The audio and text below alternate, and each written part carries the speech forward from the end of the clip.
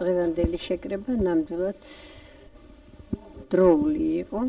Ამაზე დიდი ხანია ფიქრობს გორის საზოგადოება, განათლებული ადამიანები, იმიტომ რომ გორი მე-11 საუკუნიდან მოიხსენიებოდა როგორც ქალაქი და ამისი ალბათ იყო რაღაც მომენტები, რომელიც განსაზღვრავდა გორის ქალაქის სტატუსს და ვფიქრობ, რომ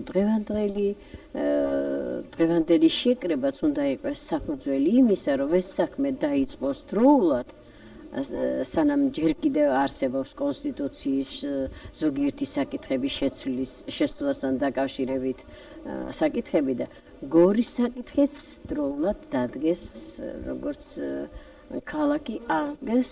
Ამას მე ვფიქრობ, რომ როგორც განათლების განყოფილების, ისე მთელი გორის მოსახლეობა მხარს დაუჭერს ქალაქის სტატუსს.